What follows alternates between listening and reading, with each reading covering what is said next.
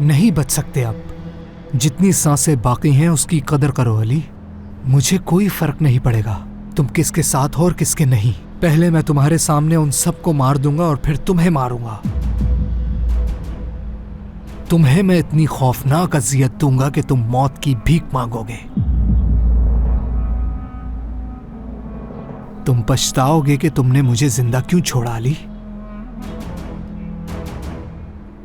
दादी, मैंने उस मोहल्ले में बाबा को देखा। क्या तुम्हें देख लिया था उन्होंने? नहीं, इस हालत में नहीं थी कि वो मुझे देखे।